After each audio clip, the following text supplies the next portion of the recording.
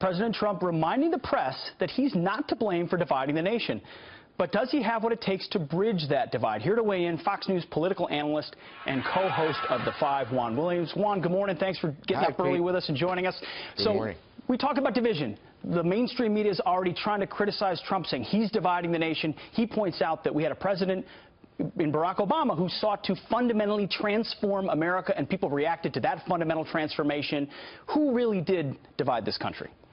Well, first, Pete, the president is right. I mean, the country was divided long before he came to power.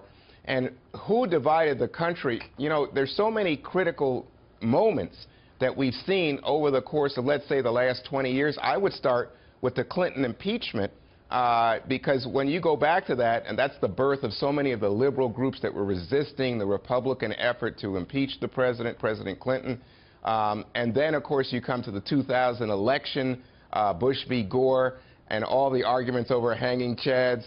Pete, you're too young. You don't remember this stuff. Oh, come on. We remember it. but that sorely divided the country. And then you come, of course, forward to, you know, where the weapons of mass destruction. I always think one of the moments when we were together was after 9/11. You could see our flags everywhere and people standing as Americans, strong and tall and proud. Of course. Yeah. But you know, President Trump, he was elected taking on the Republican Party, but also then taking on Hillary Clinton, taking on the establishment, saying, I'm going to take a new view at old issues, and hopefully he's seeking to unite this country. How can the president unite and bridge the divide when he's got a media under siege that has him under siege every single moment? Does the media not share a great deal of blame in driving a wedge between this president and his desire to unite us? That's an interesting question, because I think from the media perspective, and we, you know, at Fox have experienced this with President Obama. I think the media has a legitimate role in, you know, holding powerful people to account. In the case of Obama, trying to transform the country in ways that, as you pointed out, some people found just wrongheaded and had questions about, didn't like.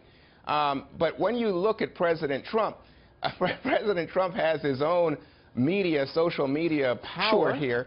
And when he goes after everyone from Arnold Schwarzenegger to Meryl Streep, you think, well, gee, I don't think the media is necessarily the blame when you say he picks on people, he identifies people who he doesn't like or who don't like him, and he punches back. With the media, go ahead. People used to say you don't fight, you don't want to battle people that print ink by the barrel. I mean, he's going at the failing New York Times because he's one of the only people that can do it. Is that not reset the conversation at the very least and make it an honest one?